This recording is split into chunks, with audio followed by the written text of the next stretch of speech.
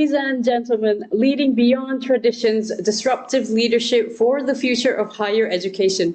Elizabeth Moss Cantor, American sociologist and professor at the Harvard Business School, once said, "Disruptive leaders see what others do not and have the courage to act on it."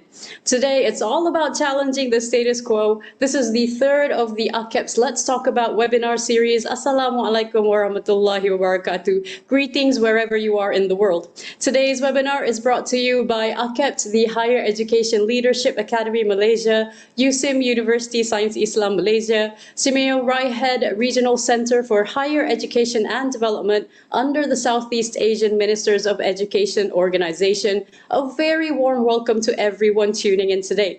So please allow me to introduce the AKEPT LTA platform, which stands for Let's Talk About. It was launched in May 2024 to facilitate discussions on leadership in higher education. Its key objectives include providing a space for leaders to share experiences, expand and address challenges such as technology integration and social changes, and expand networks across ASEAN countries.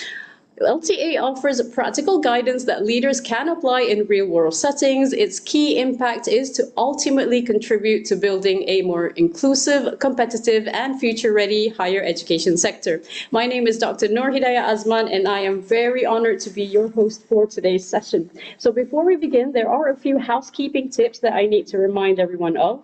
We are broadcasting live to you from the USIM TV YouTube channel. We are also on Facebook from AKEPT Malaysia's channel. So please feel free to introduce yourself in the live chat. Please tell us where you're coming from, and should you have any questions for our distinguished speakers, please post them in the chat box and we will address them during the Q&A sessions. And most importantly, do watch out for two forms. We do have a registration form and also a feedback form. So the links for both of these forms will be in the chat box. They will be posted in the chat box in a bit. And if you do need your certificates of attendance, please fill in both forms. So I repeat, if you want the certificate of attendance, please fill in both the registration and the feedback forms. The links will be in the chat box fairly soon. So I will introduce the panelists. We're moving on to the topic today, leading beyond traditions, disruptive leadership for the future of higher education.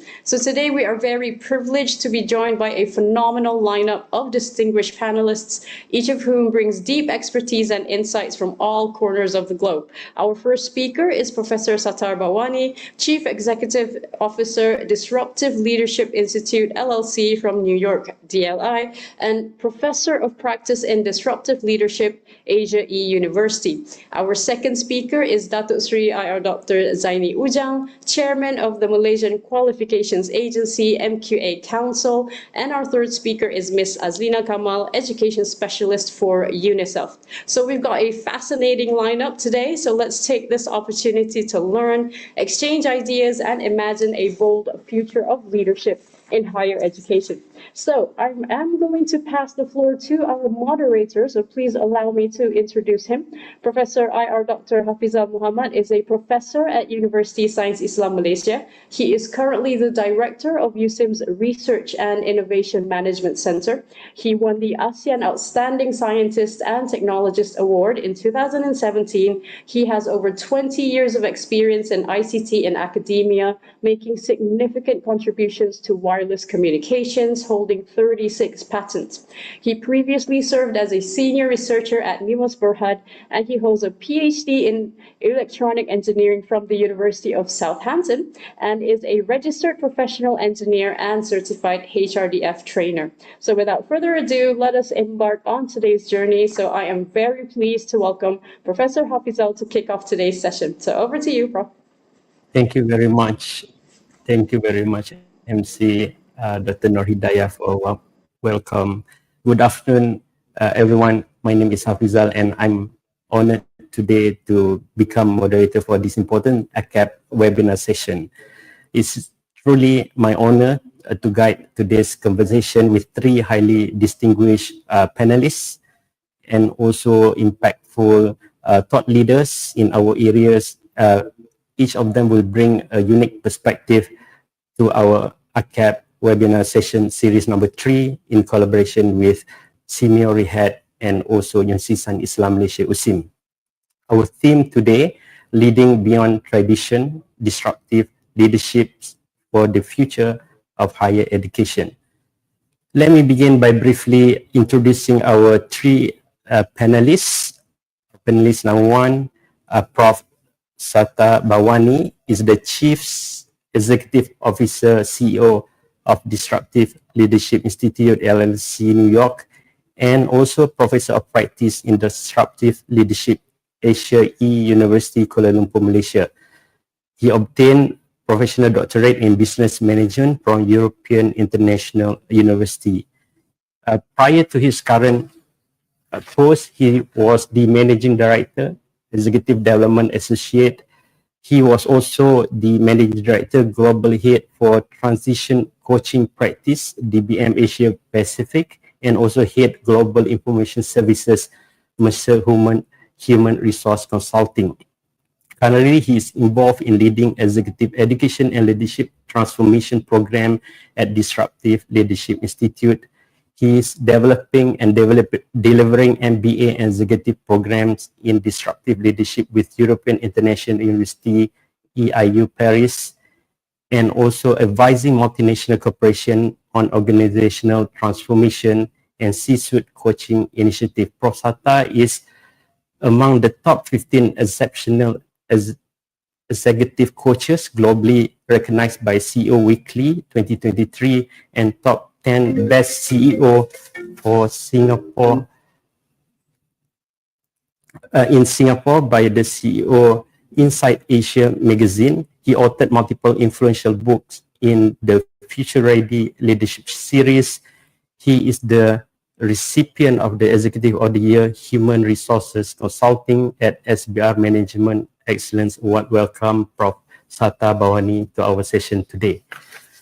Next, I will introduce panelist number two, Professor Datuk Seri Engineer Dr. Zaini Ujang.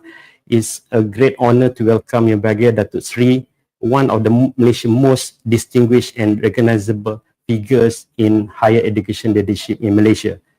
We are truly honored to have you today with us. Please be informed that due to prior commitment, Datuk Seri will be with us until 3 o'clock Malaysia time. We are very grateful for his presence and opportunity to benefit from his thought and insight during the session today. Let me provide a brief introduction to Datuk Seri long and industrious career. Currently, Datuk Seri is the chairman of MQA. Today, he's on day 71 of his hashtag 100-day world lecture tour, day 71. Datuk Seri has written 52 books, more than 300 scientific papers, and more than 2,000 plus journal articles. He owns 21 intellectual properties. He is the visiting professor at more than 10 universities worldwide, including Imperial College London, University of Leeds, Cranfield University, University of Tsukuba, the University of Tokyo, Kyoto University, MIT, etc. Datuk Seri was the Secretary General for 6 ministries from 2013 to 2025 for more than 12 years, very long career as Secretary General. He was the Vice Chancellor of University Technology Malaysia at the age of 43 and a Professor of Environmental Engineering since 2001. Datuk Seri also is the first recipient of the prestigious Merdeka Award for Outstanding Scholastic Achievement in 2009. More importantly, he was the chairman of the 2 important technical committees, Malaysia Higher Education Blueprint 2015-2025 and also Malaysia Higher Education Blueprint 2025-2035. Welcome, Datuk Seri Zaini Ujang. And our third panelist, would like to welcome Ms. Azlina Kamal, Education Specialist for UNICEF. As the Education Specialist of UNICEF and lead in Malaysia, Ms. Azlina provides strategic leadership and expert input into all UNICEF Malaysia education programs. Optimistic about people's capacity to collaborate, she is interested in the development of context-driven, equity-focused, child-centered intervention embedded in inclusive strategies. She brings deep experience in building durable, impact-focused partnership and innovative programming in Malaysia, the Philippines, and Latin America and the Caribbean. Ms. Azina is interested in the development of politically and socially contextualized approaches to education leadership and programming, social justice and policy development and engagement. She has provided thought leadership and participated in various discussions in the country, regionally, and at global events on various initiatives. In 2020, she was one of the 28 UNICEF staff globally nominated to be on the UNICEF task team on anti-racism and discrimination. Before joining UNICEF, Ms. Azina worked in various capacities at the Ministry of Education in Malaysia. She graduated with distinction from University of Kent and the UCL Institute of Education London, specializing in education leadership and management. She was the recipient of the British Chevening Award. Welcome to all three panelists for our session today. So let me explain how the session will go on for today. So we'll begin with a series of questions, perhaps 2 or 3 rounds of questions for each panels, and followed by a moderated session Q&A at the end of the session after 1 hour session. So we welcome questions from all our participants at any time throughout our session today within this 1 hour, starting from now. After hearing inputs from our panelists, you may post your question directly on AKEPT Facebook or YouTube platform where you are watching this stream session currently being streamed live. Let me start with the first round of questions with panelist number 1, Prof. Sata Bawani. Prof. Sata Bawani, your work has centered on the idea of disruptive leadership and the necessity for agility and resilience in this time of uncertainty. So my first question to begin with, you have written extensively on the topic of disruptive leadership. What does disruptive leadership means in the context of higher education today? Perhaps you can begin the session by highlighting this, please. Thank you, Prof. Hafizah. Assalamualaikum warahmatullahi wabarakatuh to everyone attending this session. First of all, thank you to AKEPT and USIM for inviting me to speak at this very important topic, and timely, because I think it's time for higher education to look at how to reinvent. And since particularly during COVID, the last 5 years, we have seen a lot of transformation changes. So that's happening across all institutions, including business and also institution of higher learning. But to start off, let's be very clear. Let me define what is disruptive leadership. In my book, The Leading Leadership in Disruptive Time in 2020 and the revised edition in 2023, I talk about disruptive leadership is a form of transformative leadership, which an approach that can be applied across organization, institutions, academic institutions, universities, non-profit, government, religious organization, to thrive amid the volatility, uncertainty, complexity, ambiguity, and the disruptive environment. What together we call VUCA, V-U-C-A-T, which is what we are experiencing today. But what exactly leaders do in a disruptive environment? One, they challenge the conventional norm. They are able to embrace innovation, experimentation, adopt critical thinking, and what we call cognitive readiness, and leading people through change and innovation with agility, empathy, and strategic foresight. And it's very important in the disruptive leadership to always put people before process and technology. So, in sum up, that is what disruptive leadership is.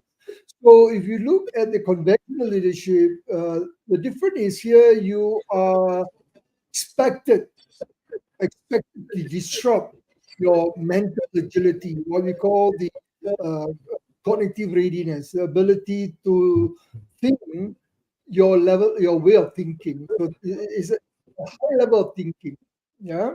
Now, in the context of the question is in the context of higher education. Let me give two specific examples.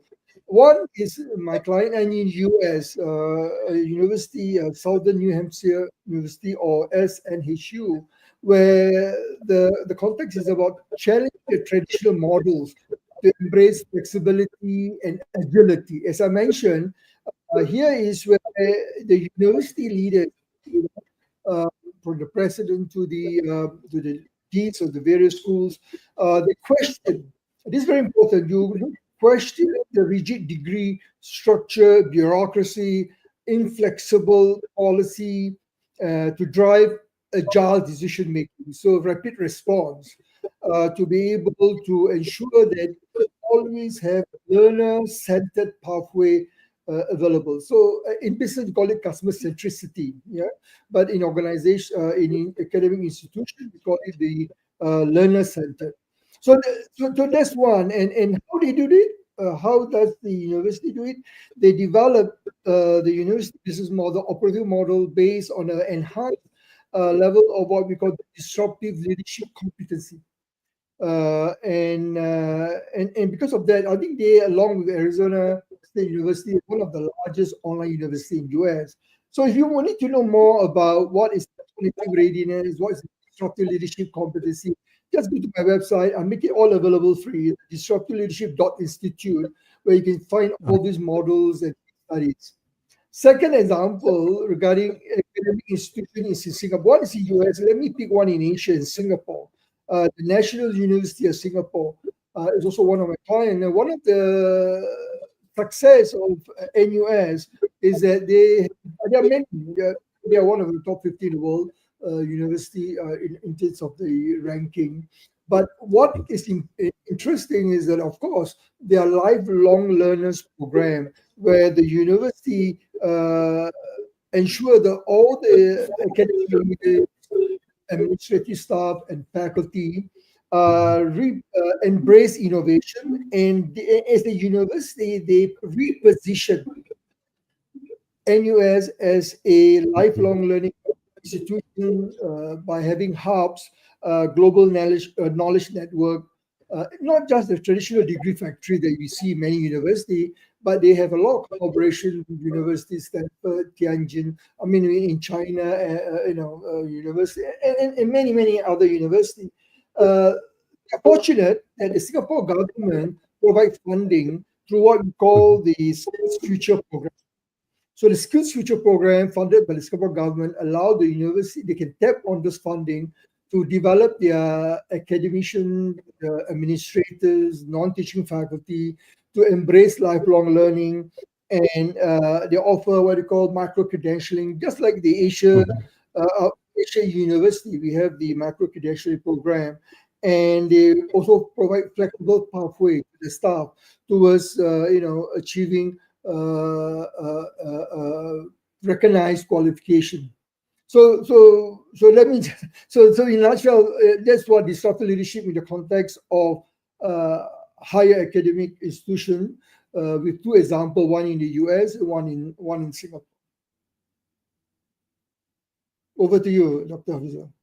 Thank you very much, Prof. Sataboni. So the first round, my intention is that to put everything, try to put in context with respect to your background. And the next panelist, number two, I would like to pose this question to the Darsri Zaini Ujang in the context of you have played a very important role in the crafting Malaysia Higher Education Blueprint as the chairman of the two technical committees for Malaysia Higher Education Blueprint 2015 to 2025 and also 2025 to 2035. How do you see the role of disruptive leadership or any leadership in the higher education play in realizing the long-term goal for this blueprint, Malaysia education blueprint.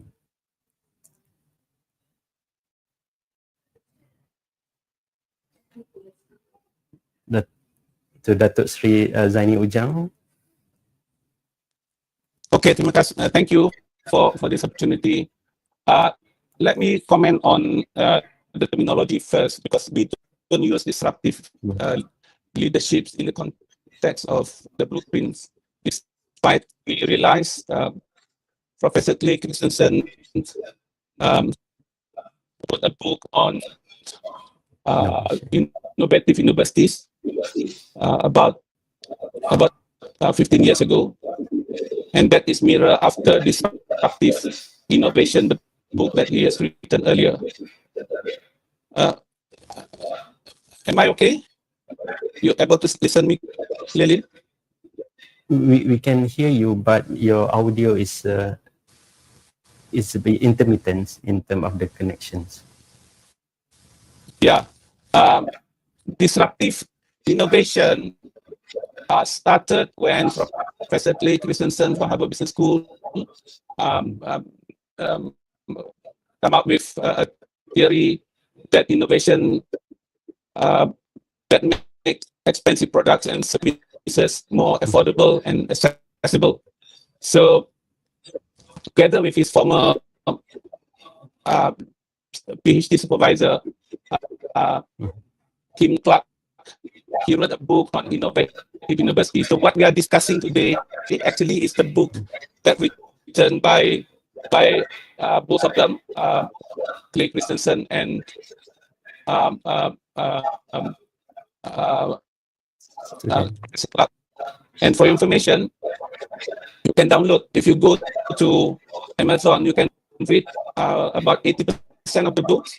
So I think I would like to concentrate what the book is all about, because otherwise we are using his terminology, which is disruptive, and we are not respecting him as the founder of this management theory or strategy. So we have two types of universities. One, high quality, expensive, and high reputation. That could be the top 100 universities in the world. And then we have the want to be universities. They are not reputable, they are easy for students to enter, and they are cheap in terms of fees. So if you take that as two models available, how can the cheap university can be reputable? How can the cheap university can be of high quality? And to disrupt the first line of university, they are Harvard, MIT, NUS, and whatnot. So how can you disrupt them? So this is what I think we should be discussing from that angle, and then it's easier for us to use that disruptive leadership terminology. Otherwise, I think the topic should be changed, just leadership or creative leadership and something like that. But the day we use disruptive leadership, we have to honor the founder of this theory.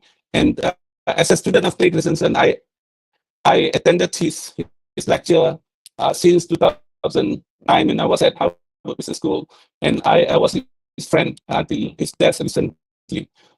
Let me tell you, when I look at it, at that time I was Vice Chancellor of University, I wanted very much to follow him. Therefore, I wrote a book then in 2012. The title of the book was New Academia. In that book, I tried to understand his theory and then try to emulate his theory in the form of what to do in universities such as the one in Malaysia. So first, we have to understand where we are at the moment, and then how can we get to that. And we know the two parameters that I mentioned earlier.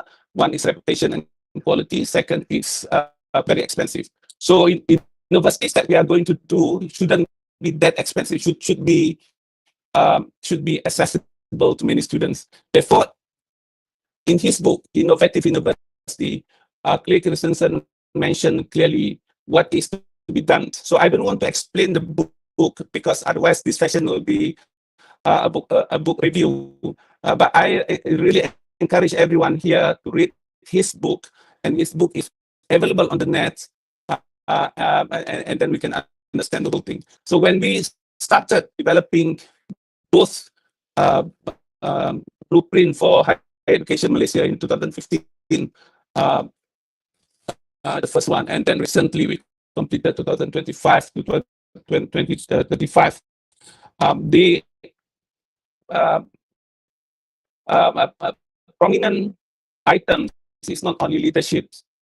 Yeah, we have to have a bigger picture. So therefore, when I ask who are the attendees of this, if the attendees of this event are higher level in leaderships of university, I think we have to think very seriously where to get good students. Yeah, to get good students is not easy now because students have a lot of choices and there are a lot of universities available. So to attract good students is a skill.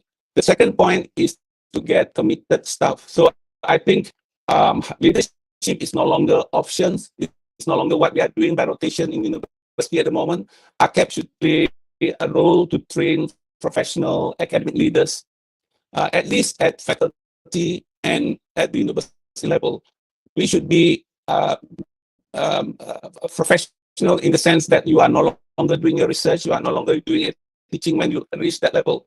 So I've seen quite a number of people when on my tour, say for example, Vice Chancellor Harriet University. He is not a professor, but we know, but he is a professional a leader in higher education, and despite they were very excellent. They are top teachers, top researchers in the field in the past, but the moment they assume that the assignment or position as a dean or pro vice chancellor or vice chancellor, they no longer doing the research. Yeah, they full time working on that, and the assessment for promotion, assessment for their key performance indicators are solidly on corporate leadership instead of what we are doing in Malaysia. Sometimes in Malaysia we are having problems.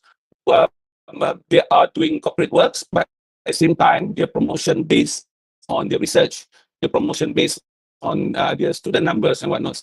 So I think it should be identified very clearly. And the third point, I'm having internet problems here. In case I cannot enter again, I strongly believe that this discussion should be followed through, and I think we should read both blueprints that we have already made public, except for the second one. I think we still need time for the Cabinet of Malaysia to approve.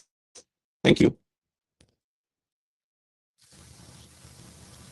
Thank you very much, Datuk Sri, giving your perspective on these disruptive innovations from the context of the books by Clay Christensen, and also earlier that Prof. Sata mentioned about some of the example in NUS. I would like to bring the third question to Ms. Azlina as the third panelist, sharing in the context of what you are doing with UNICEF. Could you share with us some of the UNICEF insight and future megatrends and potential disruption impacting children, and how it may impact higher education in the future? Because I think the coming generations, I think with the things that happening in the world, things are changing. So perhaps you can give a perspective and context from where you see things are moving. Please. Assalamualaikum. Thank you so much, Professor Hafizal. I hope I'm being, the sound is okay, yeah, my end? Yeah, great. So thank you so much for really inviting me today to talk a little bit about, thinking about disruptive leadership or reimagining education and higher education. I thought about what might be useful for the audience today, and we have experts in both the professors before me. So I thought what I would do today is to present a series of provocations and possibilities, right? So as we continue to discuss, to explore, to look at reimagining education, and disruptive leadership for the future. And I will share these series of provocations in the spirit of this quote from my favorite philosopher, Michel Foucault. He says that my point is not that everything is bad, but that everything is dangerous, which is not exactly the same as bad. If everything is dangerous, then we always have something to do. So his position, or mine as well here today, leads not to apathy or paralysis, but to a hyperactivism. And the ethical political choice we have to make every day is to determine which is the main danger. So that's the spirit with which I will be sharing some of the thinking and the context of the work that I've been doing with UNICEF. Now, what do we know about trends before I go into my series of occasions? Is that last year, UNICEF, we did a State of the World's Children report. We do this every year. And last year, we outlined several scenarios to paint a picture on what childhood would look like in 2050 or could look like. It focuses on 3 mega trends. And the 3 are the climate crisis, disruptive technologies, and demographic change. So it looks at how projections on these mega trends may converge to impact where and how children live, including data on education, poverty, health, and how we look at, I think Professor Sata earlier talked about a youth, but this one we're talking about a youth-inspired pathways, which is the same, right? To a more equitable, sustainable future. And we know that these mega trends will have an impact on teaching and learning in terms of widening access and participation, in terms of quality and equity, and in terms of renegotiating change and all these disruptions that have been discussed. And how do we then, negotiate the entire teaching and learning space? So what I thought I would also do is also to contextualize the discussion around what we know and what the data is telling us. So if we look at challenges in global education, even before COVID, there was already a learning crisis, right? So we had, more than 260 million children who were not in school, right? And even when children were in school, 38% of them were not learning the basics in English, in reading and mathematics. And we knew that 1 in 2 children with disabilities were not accessing schooling. In low-income countries, 90% of adolescents in the poorest quintile have never attended or have dropped out or are still in primary school. And even in high-income countries, we know that this is like about 40% of them, right? Then we also have issues related to youth unemployment. Globally, we have 71 million youth who are unemployed. In Asia Pacific, we're looking at about 33 million, which is about the entire population of Malaysia. In terms of the working poor, we know that globally we have 159 million globally and 83 million of the working poor in Asia Pacific. So we know that the situation was already dire even before COVID. After COVID, we know that COVID has exacerbated the global learning crisis. There are lots of learning losses and inequities, right? In Malaysia, for example, we're looking at only 42% of our 10-year-olds who are able to read a simple sentence, for example, right? And with all these disruptions globally, up to 1.6 billion learners globally, 1.3 billion without access to learning at home. We know only 24% globally had access to internet channels, for example. Schools remain closed for 168 million children for an entire year. So these are all the different issues that we know when it comes to learning. 2/3 of the academic year average learning loss is estimated at 10 to 17 trillion US dollar for this cohort of students, right? So there is an enormous learning loss, but we also know there are other risks of children not coming back to school, girls who are, at risk of child marriage, for example, children who live in income poor households being more directly impacted, and also the likelihood of engaging in child labor, for example. So there is a bit of a learning emergency, and how do we look at programmatic shifts in education? So we know there are multifaceted challenges, but we also know we have a once in a generation opportunity to transform education system.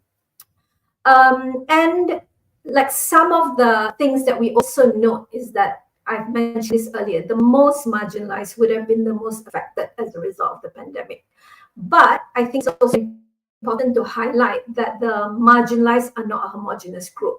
There are layers and levels of marginalization, right? So I think so what does this mean for us in terms of reimagining the future or reimagining spaces within which we are working in, is to really look at an intersectional approach in terms of a multiple deprivation analysis. So it's not good enough to say, if we're thinking about, a child who is poor, has disability, lives in rural area. So we need to look at the different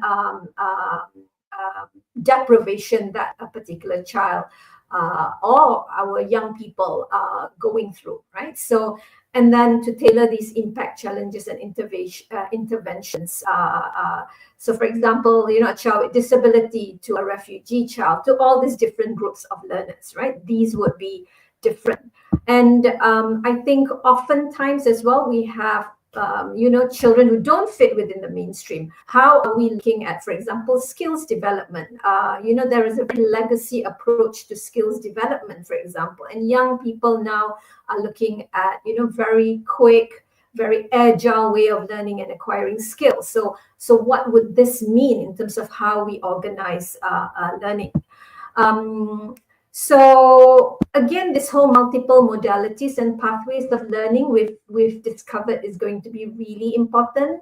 Looking at high tech, low tech, looking at children who are out of school or who will not be able to access traditional models of learning and education.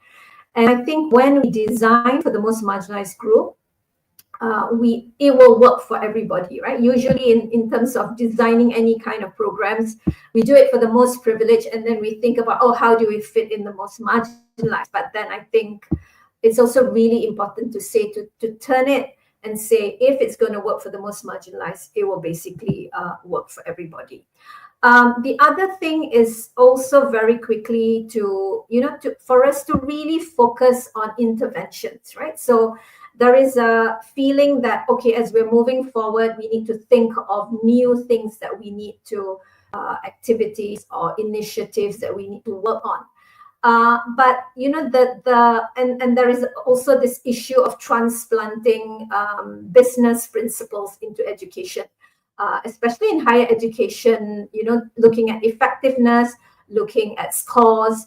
But I think it's also important to step back and think about how education is not a commodity, and not everything we want to achieve in business and education is incompatible. And then there are intersections, of course, but then the logic of business can be incompatible with the logic of education and social justice. So like Foucault says, there are dangers and trade-offs, and I think we need to be clear about what these are and what are these ethical political choices we are making. And I think I know I don't want to take too much time with just one question, but I think there is, how do we move to a more developmental model that looks at effectiveness, strategic value, sustainability, and scalability. My last point really, when we talk about innovation, and I think we all use the word, like we talk about transformation, we talk about innovation, we talk about leapfrogging. There is a sense that there's going to be like a magic pill or a silver bullet or a panacea, right?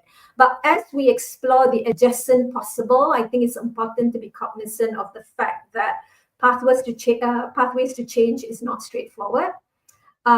It is not fast or immediate. It takes time, and sometimes it is not necessarily for better, or that it necessarily contributes to learning, right? So I think thinking about innovation in really more meaningful ways for learning and how we organize that, I think would be really important moving forward. I'll stop there. Thank you. Very much. Thank you very much, Ms. Azlina, for your thought on that. Since we have the constraint of time that I mentioned earlier, that Sri has to leave shortly, I will pose the second and the last question to Dr. Sri before I move again back to Prof. Sata for the second round of the discussion. So Dr. Sri, you mentioned earlier about your book about new academia and your experience previously as a Vice Chancellor, as a leader in higher education. So perhaps you could give some advice to young academics or young leaders who will emerge as the future leader in higher education in Malaysia. What are the things that they should be wary of? What are the challenges and opportunities that they should prepare for? Dr. Sri. Thank you. I'm so sorry, but the line here is not very clear. I hope you can listen to me. I'm so sorry. Yes, we can hear you. Also, videos are not as advisable. Otherwise, my data will be finished very soon. Okay, I want to repeat two things. When we talk about disruptive in the context of my discussion, this is a proactive strategy. It's not a survival strategy. Disruptive innovation, as discussed by Clay Christensen, is a very positive thing. It's not defensive. We are not saying that because of the COVID, we have to be able to see the situation in different manner. No, without COVID, without anything, we have to be disruptive in innovation. And what we are trying to do, as I mentioned, there are two models. One, high quality, high cost versus low quality, low cost corporate strategy for universities. So I'm talking from that perspective. I'm not talking about survival strategies. Okay. In this context, if you read the book again, not only new academia that I've mentioned, it's not only new academia. I've written about 5 books related to this strategy. New academia. Then later I wrote about the soul of higher learning and whatnot. So that's all evolves around disruptive innovation. So the question is, how can we provide high education, quality education at decent cost? It's not 50,000 USD per year for student. It can be done by, say, for example, 5,000 ringgit, 10,000 ringgit. So disruptive leaders must think what best that we can provide. How can we do research, not 1 billion ringgit, 1 billion Sing dollar research, but we get the same quality? So this is the question that we have to ask ourselves if we want to look leadership in the context of disruptive innovation. So therefore, I think this is a serious matter.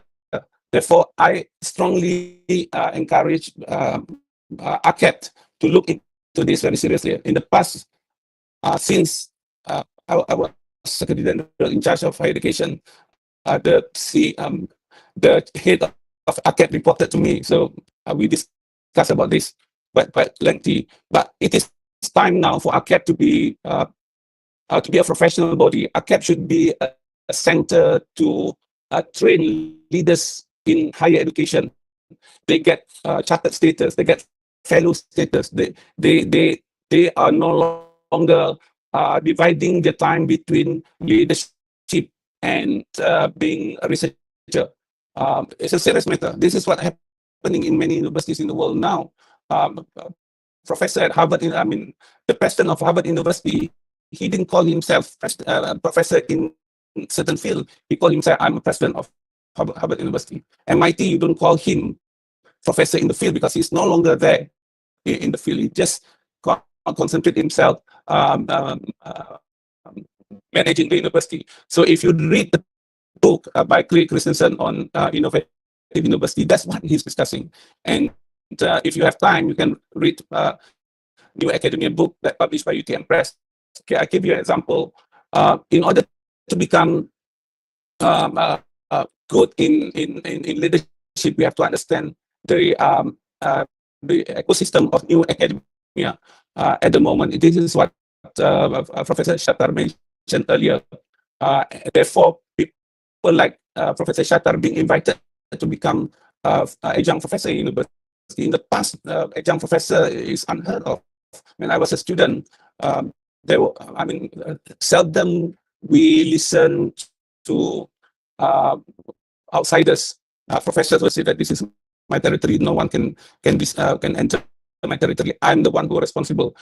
But now it's common for everyone. I'm here. I can. Next week I'm going to Boston, and then I have time to discuss not only with professors but also with the student in class. This is very interesting. The connotation, the faculty members are only full-time is no longer valid now. Many universities that I know, they rely so much on part-timers, and this is what we call experiential learning.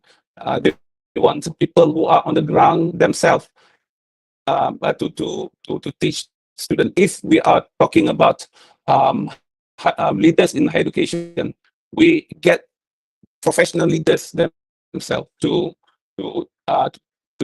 teach, because they can give you a better insight. In terms of learning materials, we are no longer talking about tangible knowledge in books, journals, and internet. What we are talking about tacit knowledge. So how can we get tacit knowledge unless you have time, experience in the job market, in where you are preaching about, the subject that you're preaching about, and this is where we get what we call as wisdom. So to be a leader in this ecosystem, new ecosystem, we need professional leaders. I cannot say what are the criteria of the leader that required, but in the blueprint that we completed recently, the leaders that we require are the leaders that can speak the language of our stakeholders. What are the stakeholders going to be? This is different compared to the past. When we talk about stakeholders in the past, we were talking about government, we are talking about funding agencies, we are talking about parents, we are talking about students themselves. Stakeholders that are now growing in the market are learners. They come to university to learn. Therefore, top universities such as MIT, Harvard, and one, it's easy for you to get in. You can go to their portal, you can go to their e-learning, so you can get their certification. Unlike in the past where they have a barrier, no one can enter our universities. Only the select few, the chosen people can enter the university. But this is the situation that we have to understand. So in order to prepare ourselves in that leadership position, I think we cannot do it part-time. I know as a former vice chancellor, some deans, some head of departments, they take leadership as part-time, and they were persuaded to become leaders because they are rotation. They are the most senior in the team. They should take that responsibility at least for 2 years. We don't want this type of leaders. We want leaders that we groom, and we know that they have all the criteria. And this is moving forward, I think, the role of AKEPT to ensure that the position of Malaysian higher education, and I have to say that I can go around in Europe meeting president of universities from Norway to Netherlands along the journey of 52 days in Europe. I can see that they respect Malaysia so much. In fact, after meetings with a group of people, when I deliver lectures, they ask me for one-to-one discussion, how best they can improve the universities. So this is happening in many ways. I'm not saying that world university ranking are these so indicator or parameters for quality, but that shows a lot. Top 200 universities in the world, 5 from Malaysia. The rest are all from what is our competitors close to us: Switzerland, Sweden, France. These are countries with 5 top university in top 200 based on the recent ranking. So they look at us differently. We are not small players. We are really a serious contributor to higher education. And they were asking how you produce leaders. Our leaders are not committed. They come to head faculty, and they don't have time to lead because they have their research funding that they have to oblige to complete and to deliver. So these are things that I finally decided myself in particular the day I entered the position of top leadership. I'm not saying that I completely discharged my responsibility as researcher, but I'm no longer asking for research fund, no longer do things that people can evaluate me from research perspective. Whatever I've done is between the year 1995 to the year 2000. That's it. 2010 is only 15 years of active research participation. The rest are history. Yeah. So if you do it correctly, you will get some results, good results, and you continue moving forward. Yeah. So this is my message. I'm so sorry I have to leave. If you want to contact me, please send to me. If you want the book, New Academia, Soul of Higher Learning, some of them are available on the net. If you look into our blueprint 2015, 2025, it's already in the internet many years ago, and there are playbooks how to create leaders, how to train leaders are all there. Yeah, I don't want to repeat because this is available for you to read. I'm so sorry, Mr. Chairman, I have to leave. Thank you very much, Dr. Sri, again for your time, your thought, and your presence here today. So I think one of the key points that I can summarize from your explanation is that we need a serious and committed leaders who are very sincere for our higher educations in universities. All right. So thank you very much, Dr. Sri, and then we'll continue the second round of the discussion with Prof. Sata and later Ms. Azlina. Okay, as mentioned by Dr. Sri Zaini, I think Prof. Sata also is a living proof evidence of the practitioner who have a wealth of experience in the industry, and he is giving lectures and also impart his knowledge and wisdom to universities also. So you mentioned earlier on, so Prof. Sata, some of example in NUS. What are the other things perhaps you can share with us?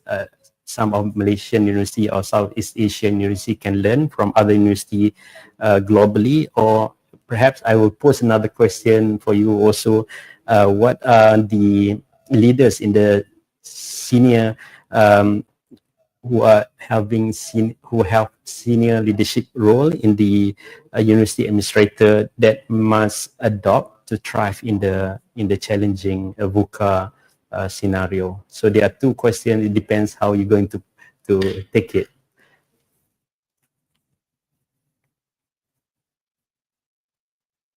So please, Prof. Sata. Okay, thank you, Dr. Hafizal. I think the question about leadership behavior, first of all, I enjoyed listening to Dr. Sri earlier. I think what is important to understand, he's talking about disruptive innovation for the institutions, for the organization. So the topic of today, as we see on the screen there, is about disruptive leadership. So disruptive leadership need to embrace disruptive innovation as a way of leading the organization. So that's very important about Clayton Christensen. In my books, I make reference extensively to Clayton's work, and also other thought leaders. Only Clayton is not the only one. Professor Clayton, the late, he's the late Professor Clayton Christensen. But I think what is important, there are, since then there are extensive research, being embarked upon by various institutions worldwide to look at what leaders need to demonstrate to be able to thrive and survive in this VUCA, volatility, uncertainty, complexity, ambiguity, and disruptive. Especially since year 2000, when we look at the emergence of the digital-driven environment, and how, of course, then we look at the importance of what we call the disruptive technology, disruptive innovative technology that has, with the Industry 4.0 or IR 4.0 or Industry 4.0, which Klaus Schwab from WEF, World Economic Forum, termed it a fourth industrial revolution. So the WEF has published extensively every year the leadership skills, behaviors that need to be demonstrated in preparing for future, the disruptive workplace. So let me give you number one, the most important in my research over the last 20 years is what we call need to demonstrate cognitive readiness. What is cognitive readiness? Is the advanced level of critical thinking, not strategic thinking, not innovative thinking, not creative thinking, but critical thinking. Is a huge difference, and many people tend to use it interchangeably. They are not. So when you talk about critical thinking, the ability to discern between fact and fiction, ability to look at the information and make informed decisions, and how you challenge your mental model by having a disruptive mental agility. So number one, for not only administrator, it applies to even institutional leaders, faculty, all members of the institution has to demonstrate the cognitive readiness. So all my books and the extracts are available on the website free of charge. So all of you can go into DisruptiveLeadership.Institute. I've given all the extract, all the models, all the research, even free white papers you can download if you want to know more. What is important, that's number one. You need to have that cognitive readiness is a confluence of a combination of critical thinking, emotional, social intelligence, and adversity quotient, ability to connect the dots, having ability to demonstrate high-level experimentation, resilience, rapid response in responding to challenges outside, inside the workplace or the business environment, and so forth. So that's one. Now, second, I think what leaders need to do is to be able, let me go into specific, into higher education or universities. Not only the administrator, I think the question was targeted at university administrator, but I want to say that everyone, including from the vice chancellor to the deans, to the HOD, to the faculty members, lecturers, tutors, everyone need to demonstrate cognitive readiness and embrace flexibility and agility. And agility, not only the disruptive mental agility I talk about, the agility, the change agility, the what we call the results agility, to be able to drive, have the sense of optimism to drive for success, and they need to challenge. And one of the and this is something very sad in Asia when I travel worldwide, even in Russia when I give lecture in Russia, in Moscow, in France or London, anywhere in the world, I found that Asians traditionally don't challenge the rigid degree of structure and bureaucracy. So that's number one. You need to challenge the bureaucracy, and even if the policy are inflexible, challenge and provide alternative view, and that will lead to agile decision making. So, but to be able to achieve that, you need to disrupt your mental model, your disruptive mental agility. A good example is Arizona State University in the US. They are ranked consistently the most innovative university in the US, and also some research, some studies shows worldwide. They use AI tutors, AR, VR lab, adaptive courseware. So there are various what we call learner-centered, disruptive technology, which allow them to become one of the best online university.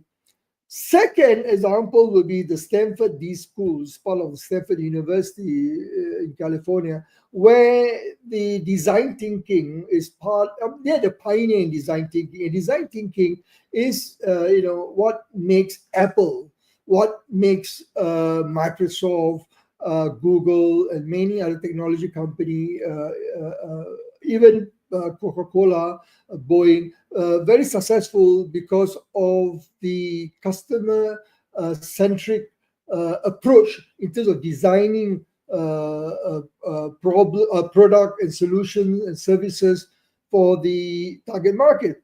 And that requires the skill, or what we call entrepreneurial mindset. And this is a challenge that we face. Many universities today you cannot find this. Apart from Stanford, MIT, Harvard, and most of the US university or Oxford, I work with many universities. I found that many of them are rather happy to stick to what they know best.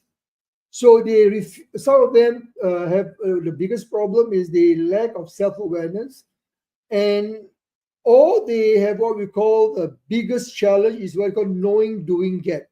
They know, they read, they have access with technology. You can read, and on various platforms, you get access to all the knowledge. But that's not important. And what you're going to do with knowledge is to execute, to put in practice. That is what is required. That is what we call a knowledge, doing, get. So that is a challenge. The behavior needs to change at all levels in the university. And we're talking about entrepreneurial mindset. One of the things that you need to be able is to be able to encourage experimentation, new ideas. Sometimes I look at university, as a professor of practice at a young university, many universities over the last 25 years. I was sit on the board advisor of Curtin University in Australia, and other universities in Australia, in China, and in Europe. One of the biggest challenges I find that most of the professors, the senior faculty, they tend to stick to what they know best, what they used to, and they resist change. So you need one of the behavior of a successful disruptive leader. The behavior is to be able to become a change leader, what we call a catalyst, to be able to help the various members of the organization, the staff. So I got many examples, and in my book, Leadership in Disruptive Time, the crisis, the making of crisis leader.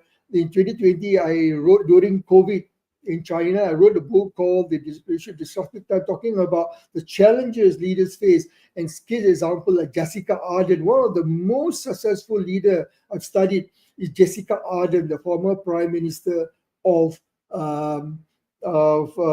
New Zealand, who thrived during COVID. Excellent, great communicator, empathy. From a business perspective, I think Satya Nadella from Microsoft, excellent, again, empathetic listening, demonstrating emotional and social intelligence. So this is what university administrator, faculty, everyone needs to demonstrate. So just to sum up, I think what is important today, you need to ask yourself 3 questions. You need to really examine, have a sense of introspection, self-reflection, where you are in terms of those skills, and then you need to acknowledge that you do not know what you do not know. Or the third situation is, yes, you know what to do. The question is, what are you going to do next to close the knowing, doing gap? So there are a lot of examples I'm giving away in my website. Go and have a look, DisruptiveLeadership.Institute in New York, and you can download the white papers and all the case studies and all the examples I've given you, and hope they will help you to at least stir start having the dialogue within the institution organization. And let me know if you want to have a dialogue, and I'll be happy. I travel to Asia very frequent every month.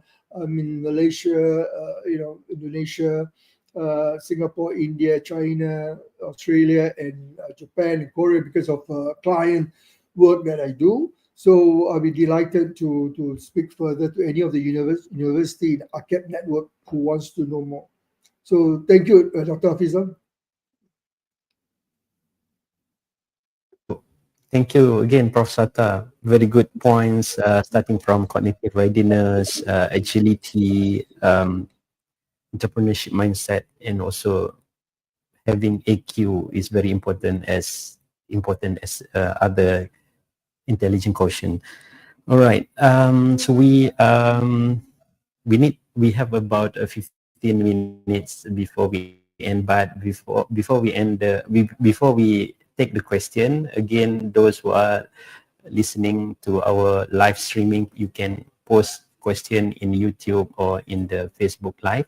I will post the last question to Ms. Azlina as a way forward, maybe from UNICEF perspective, and then Prof. Sata will wait for the question from the audience after this. Okay, Ms. Azlina, as we contemplate for the future of higher educations, what does the international organizations such as UNICEF can bring to the higher education table that can add value to universities to thrive for the next decade? Thank you very much. I think, I also wanted to, think about it in terms of, because I think Datuk Sri mentioned a very good point earlier, right? There are two disruptions that we're looking at. One, we are looking at how can we look at the disruptive innovation, disruptive leadership, which is a positive, which is like, what Prof. Sata was talking about, that is really very dynamic, right? So that is one of the, one aspect of the disruption we're talking about today.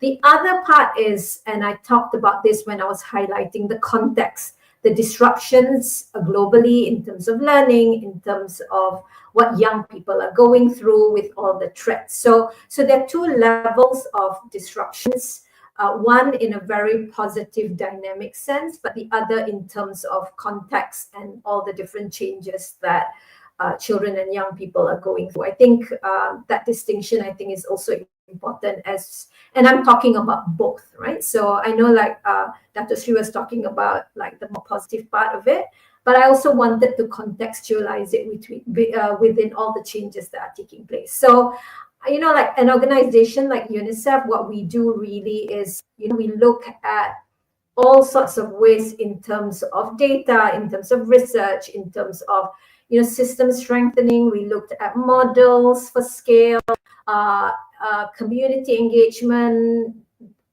innovations for learning, the whole range of experience when it comes to learning, education, and reimagining this education for children in a world that is constantly also changing and moving forward, right? So I think the best way probably to answer the question is to really maybe present a series of questions in terms of what I've just talked about, right? So when we're talking about and as part of this disruptive mental agility that Prof was talking about as well.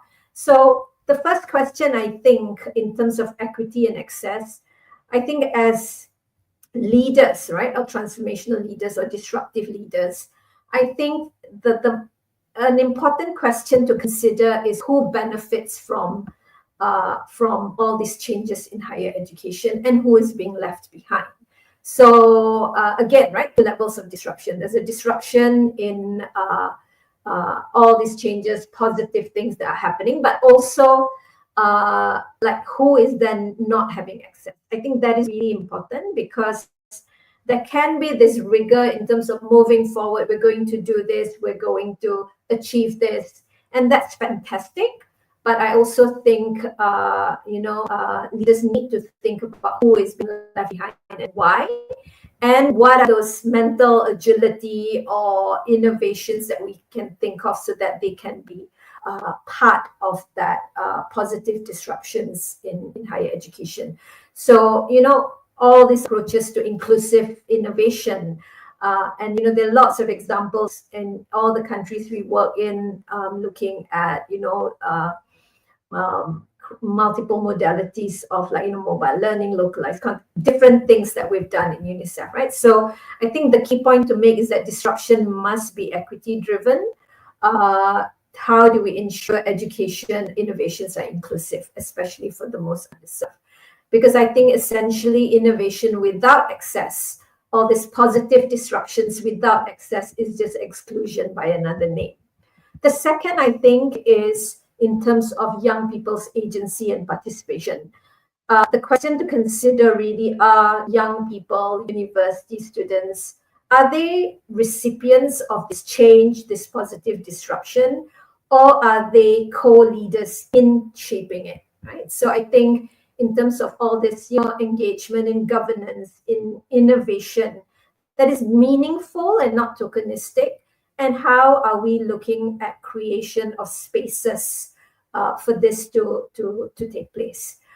So they're not just, young people are not just the future, they're also the present, right? And so how do we disrupt top-down models and truly embed young people's voices in terms of how universities evolve in the future? The third is, I think, thinking about local relevance and global connection. We've heard examples earlier. I think, how does or how can higher education balance global competitiveness with local relevance? And also, I think with globalization, we challenging, certain models and rankings, for example, right? How are we looking at investments in more contextualized learning, research, and partnerships rather than this whole borrowing maybe from the global north to the global south? I think there is a need to also reimagine this, question this a bit more, and I think Professor Sata talked about a certain criticality, right? That is this true disruptive leadership that localizes innovation, making it relevant to real world communities, and how can university be a bridge for that? The other is on, I think, this whole idea of digital transformation that is ethical, that is inclusive, and that is also safe, right? So how can we look at, UNICEF, we've worked a lot on principles on ethical attack. We're looking at AI. We are also aware of all these different biases. So how do we negotiate all this in a really meaningful, effective way? So, for UNICEF, we don't just advocate for tech, but we want tech that is not only scalable, but also inclusive and also rights-based. So I think universities have the unique ability to lead with ethical foresight, not just digital speed, right? So, and I think the last bit maybe is also to consider, are universities measuring success? How are universities measuring success? Are we looking at rankings? Are we looking at impact on people and the planet? And how can it be better aligned with, say, the Sustainable Development Goals? And how are we reframing institutional KPIs around equity, around employability, and around community impact, right? And to not, I think, to not be driven solely by this whole idea of managerialism and new public management, which can be effective to a certain extent, but I think we need to redefine what disruptive leadership can look like, right? And how it redefines success, not just by prestige, but also by purpose. And I think higher education should definitely be a force for equity and not just for excellence. I think I'll stop there. Thank you very much again, Ms. Azlina, talking about inclusivity, equity, agency and participation, local relevance and global connections. Those are very important issues to be addressed. Okay, Nate help from my colleague here. So we're going to pick up some of the question from the audience, and then we'll post the question in the screen. All right. So from Hayati Ismail, thank you to the esteemed panels. One question: who is supposed to identify leaders who are willing to take challenges, since many are quite resistant to change and apply transformative change? Perhaps I'll pass this to Prof. Sata. Okay. This is a very important question, not only in academic institution, but in private sector as well. The question people always, or the point that's been made, that it is a role of HR to be able to identify, assess, and develop leaders for future role, or to take on a transformational role.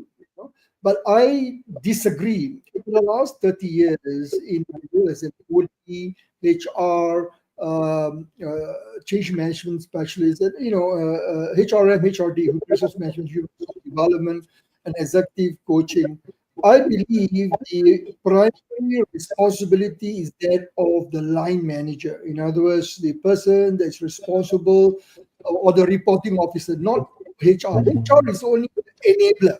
They will facilitate, help provide the resources, the infrastructure, the instrument, the tools.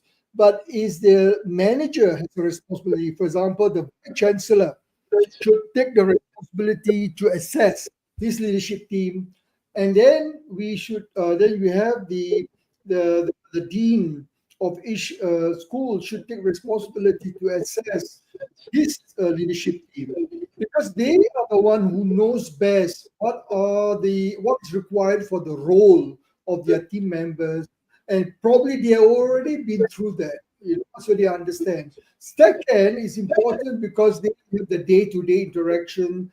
They can provide support. They can use coaching methodology, create an environment, what we call the organizational climate. People are willing to, embrace and accept this. So you cannot just push it to the administration, to HR. No, it's the line manager should be responsible. Yeah. Okay. Thank you very much, Prof. Sata, Maybe for your thought. Yes, please. Yeah, maybe I'll come in a little bit to add as well. I think that's a really great point in terms of thinking about organizational leadership. But I also, since we also have lots of, young people, perhaps university students, lecturers in the audience, I also think, we also need to deconstruct notions of leadership. That leadership, to be a lead learner, what would that mean in all our different contexts, right? So that while we also know that people can exercise leadership when they are in positions where they, like Prof. Sata talked about, and these are really important as well for those who are in these positions to also enact all this, disruptive innovation and mental agility, criticality, etc.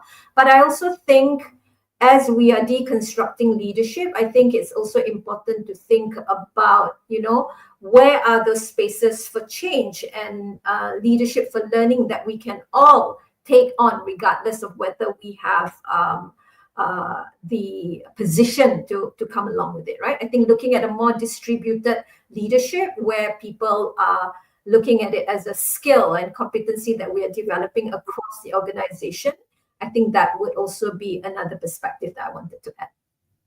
Yeah, can I just, Dr. Hafeezah, the question also talk about the other part, the questionnaire was asking about resistance to change. So this is an emotional aspect. It's very important to understand dealing people.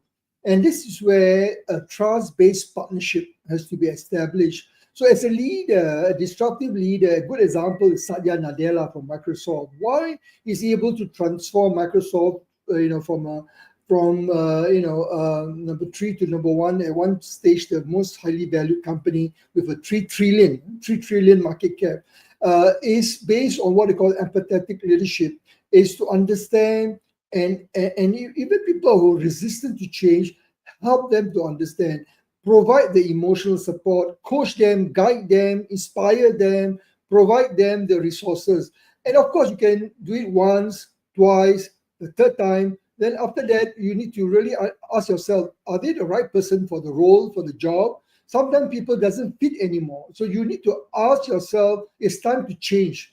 But to be that, you need to demonstrate both organizational justice and procedural justice. What do I mean by organizational justice? You must be fair to the person, everyone in the organization. So you must be fair. You cannot pick on people. Second is procedural justice is how you conduct the conversation, a coaching conversation in a fair, manner, so that people really see you truly, a leader who cares for them. So lead with love, not lead with fear. So this is very important. Use a different situational leadership. By Daniel Goleman, the father of EI or EEQ, talk about how you can use different leadership style. So change is tough. As the saying goes, you can bring a horse to the water, but you cannot force the horse to drink the water. So you need to inspire, you need to build rapport, help them to understand, and then hopefully people will change. So sorry, I just wanted to add to that point about change management, especially in disruptive leadership. Change agility is one of the competency in my research that we talk about the highly successful disruptive leader, including Sundar Pichai, including Jeannie Rodney for IBM, and many other leaders I can talk about who has been very successful in transforming their organization. Thank you. Thank you again, Prof. Sata and Ms. Azlina, for your thought, because the question has two parts. Yeah, that's correct. Maybe we have one more time for one more question. So Hazlinda Abdullah, looking ahead to 2030, what will be the biggest disruptor in higher education? How should leaders respond? Yeah, any of you, Prof. Sata or Ms. Azlina, to take this question? Yeah, sure. I'm happy to go ahead. I think some of the points I brought about earlier, I think these are important. I think, I think times are changing very fast. I think technological advancement outpace education reform. So I think that's going to be one of the biggest disruptor. Either you want to think about it positively or not. I think that is something that we can inspect a bit more. So and I think there's a lot of research really that shows the value of technology in education and also probably in higher education, I would imagine, right? That there is an overemphasis on the technology and not the learning, right? So there is always, we need to do this, we need to have this. But to what extent really are we effectively enhancing learning? I think that is something that we need to be a bit more critical about. And I also think I want to go back to the point that Prof was talking about change, right? I think there can be different things that will present itself. And I've talked about all the trends earlier with, climate change, with disruptions to learning, with potential of shocks to the education system in future, right? Whether it's higher education or education. I think how we bring people on board will be really important. While I do agree that all leaders need to build their capacity and be really proactive and dynamic, and as I talk about this in terms of all this distributed leadership, I also think we need to move away from this superhero model of leadership, right? That there is one person who's going to come. While that is also important, I think bringing people on board with that whole change process, I think that will really influence the entire sustainability of the change process. And I think, I think Datuk Sri was talking about, right? Like not everybody knows everything about everything. And I think in a more globalized and complex world, I think being able to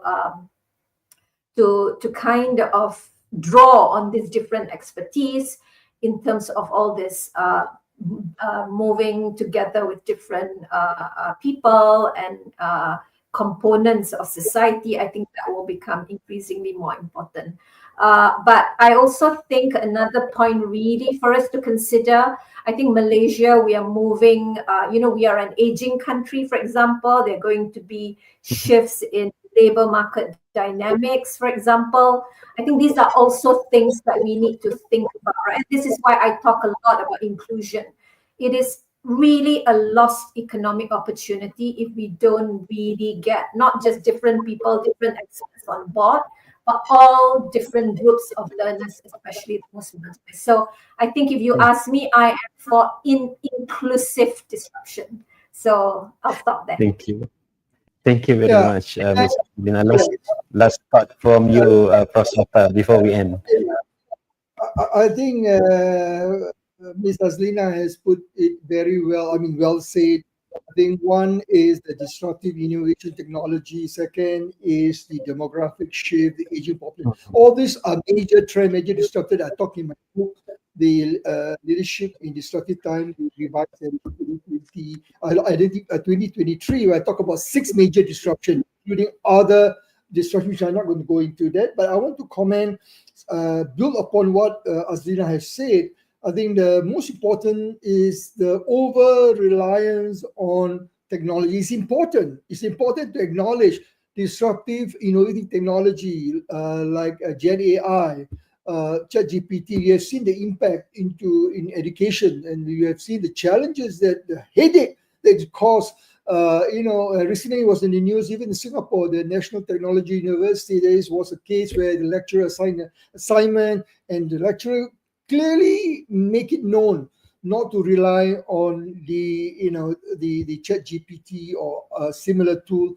Yet the student did that, and there was a lot of about dispute and so forth. So I think technology is there. So I think we need to acknowledge, but as leaders, what is important, because the question is, what should leaders respond now? I think Hazlina, the question is asking, what should you do now? I think now you need to understand the PPT concept. Again, my website, you can get it free, you can read up.